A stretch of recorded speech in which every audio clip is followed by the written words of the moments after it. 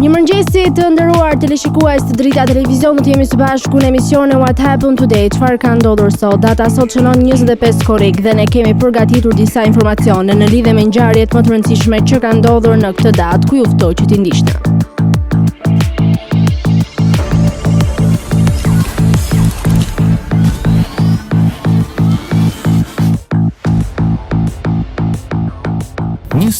Korrik.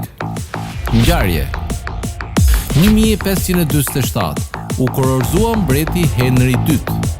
1593 Henri IV i Francës publikisht konvertohet nga protestant në katolik. 1603 James VI u kurorëzua si mbreti i parë i Britanisë së Madhe. 1799 në Abukir në Egjipt, Napoleoni i parë i Francës mund të 10.000 Osman në udhëheqje të Mustafa Pashës. 1853 vritet Joaquin Murrieta, bandit i njohur si Robin Hood i Eldorados. 1892 themelohet klubi futbollistik gjerman Hertha BSC Berlin. 1892 lindje. 1985 lindi Nelson Piquet Jr., pilot garash i Formula 1 brazilian.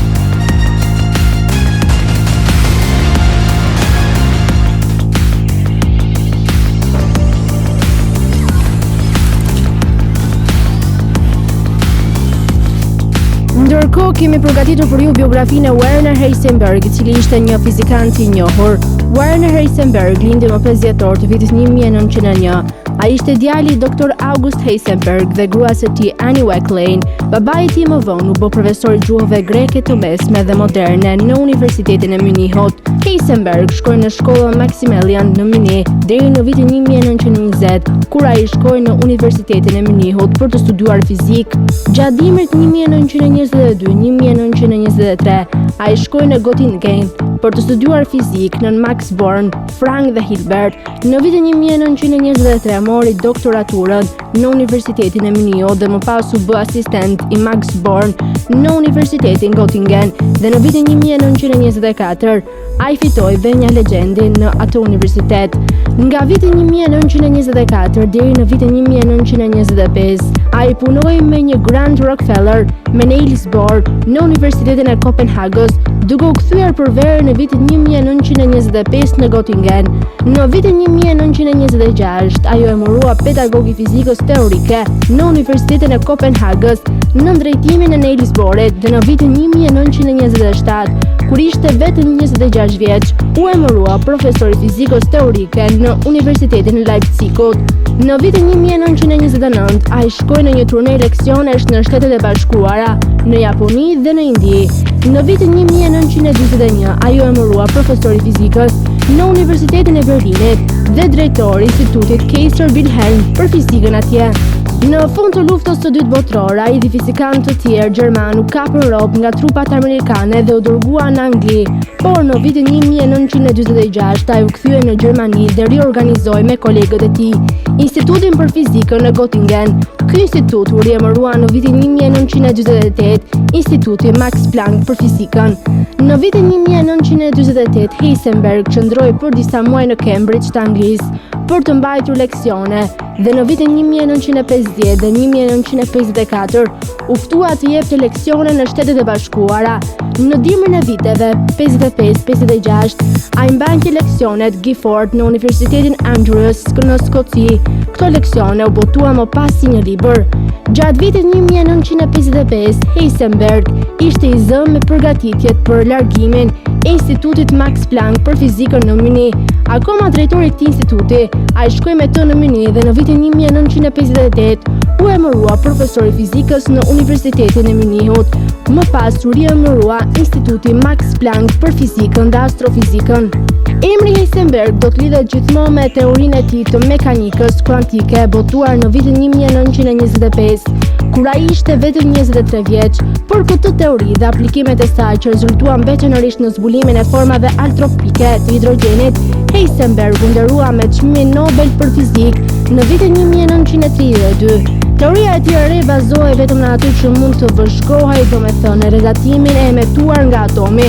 Ne nuk mund të thaj, i caktojmë gjithmonë një elektron në një pozicion në hapësirë në një kohë të caktuar, as ta ndjekim atë në orbitën e tij, kështu që nuk mund të supozojmë se orbitat planetare të supozuara nga Niels Bohr ekzistojnë në të vërtetë. Madhësitë mekanike si pozicioni, shpejtësia e të tjerë duhet të përfaqësohen jo me numra të zakonshëm, por me struktura matematikore abstrakte të quajtura matrica, dhe ai formuloi teorinë e tij të re në termat e ekuacioneve të matricës.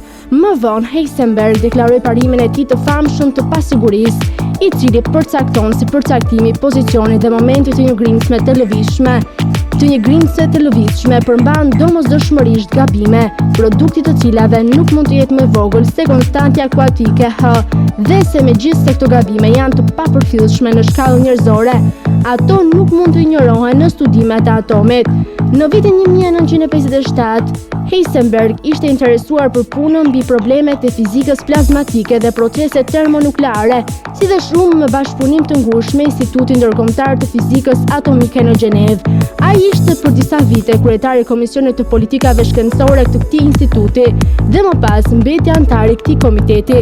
Kur u bë në vitin 1953 presidenti i fondacionit Alexander von Humboldt, ai bëri shumë për të çuar përpara politikën e këtij fondacioni, i cili ftonte shkencëtar nga vende të tjera në Gjermani dhe ndihmonte ata të punonin atje.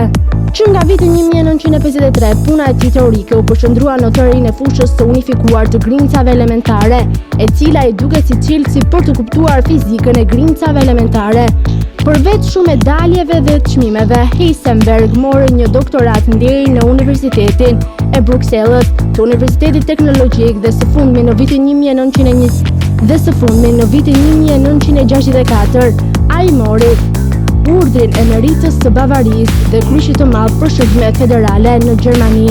Ai është antar i Shoqërisë Meteorore të Londrës dhe kalorës i urdhrit të meritës. Ai është antar i Akademive të Shkencave të Gontiven, Bavari, Saksonia, Prusia, Suedi, Romani, Norvegji, Spanjë, Hollandë, Rom dhe në mjaft vende të tjera.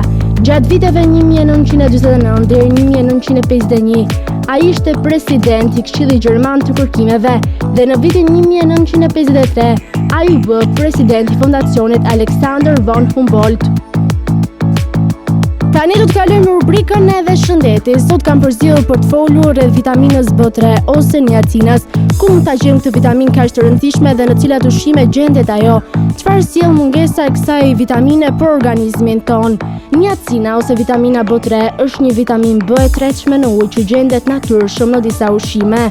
Dy format më të zakonshme të niacinës në ushqim janë suplemente si acidi nikotinik dhe nikotinamidi. Trupi gjithashtu mund të konvertojë triptofanin, një aminoacid, në nikotinamid. Niacina është e tretshme në ujë, kështu që sasitë e tepërta që trupit nuk i duhen ekstretohen. Niacina vepron në trup si koenzim, me më shumë se 400 enzima të varura prej saj me reagime të ndryshme. Niacina ndihmon në shndrimin e lëndëve ushqyese në energji, krijimin e kolesterolit dhe yndyrnave, krijimin dhe ripranimin e ADN-s dhe ushtrimin e efekteve antioksiduese.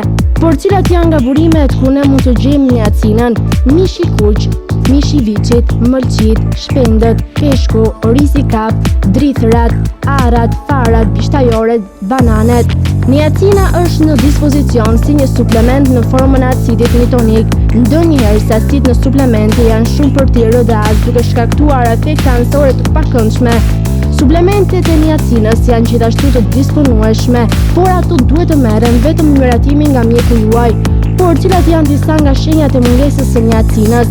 Mungesa e niacinës është e rrallë sepse ajo përfifet mirë nga shumica ushqimeve, me përjashtim të disa kokllave të drithërave, të cilat niacina lidhet me fibrat e saj, duke ulur përfifjen. Ajo gjendet në shumë ushqime. Një mungesë e niacinës çon në gjendje që shkakton skuqjet e errët. Gjithashtu mungesa e niacinës përfshin depresion, dhimbje koke, lodhje, humbje kujtese, halucinacione. Por cilat janë grupe të rrezikuara për këtë mungesë? Njerëzit të dietat e cilëve është të kufizuar si në shumëllëshmëri, ashtu dhe në sasi ushqimesh, si ata që jetojnë në varfëri ose që janë shumë të sëmur dhe nuk mund të hanë një dietë e ekuilibruar, janë në rrezik të shtuar nga mungesa e vitaminës B3.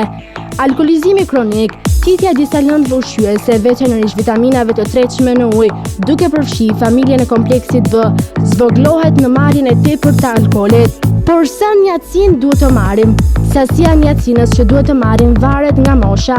Fëmijët duhet të marrin 2 deri në 16 mg në ditë vitamin B3, meshkujt 16 mg në ditë vitamin B3, gratë 14 mg në ditë vitamin B3, gratë shtatzënat duhet të marrin 18 mg në ditë vitamin B3, ndërsa gratë të cilat janë në gjithëdhënie duhet të marrin 17 mg në ditë vitamin B3. Tani uftoj të ndiqni parashikimin e motit në territorin shqiptar. Territori shqiptar për datën 25 korrik 2026 do të karakterizohet nga kushte atmosferike të qëndrueshme me dominim të kthjellimeve dhe intervale të gjata me diell në pjesën më të madhe të vendit. Gjatorëve të pasdites në relievet malore lindore priten vranësira të lehta kalimtare, por pa rreshje domethënëse. Paraditja do të jetë kryesisht me diell në të gjithë territorin, ndërsa në zonat të izoluara do të ketë vranësira të pakta kalimtare.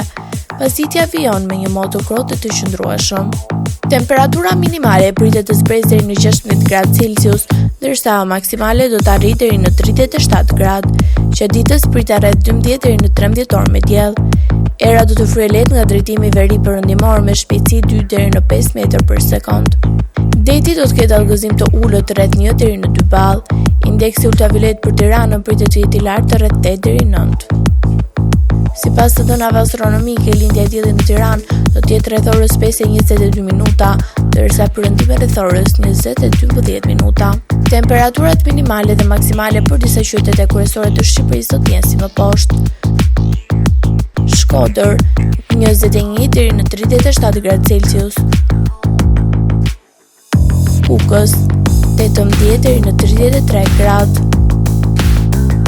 Peshkopi 17 deri në 31 gradë. Tiranë 23 deri në 36 gradë. Durrës 24 deri në 33 gradë. Kavaj 23 deri në 33 gradë. Elbasan 22 deri në 36 gradë. Berat 22 deri në 37 gradë. Korç 16 deri në 29 gradë. Vlorë 24 deri në 33 gradë. Gjirokastër 18 deri në 30 gradë.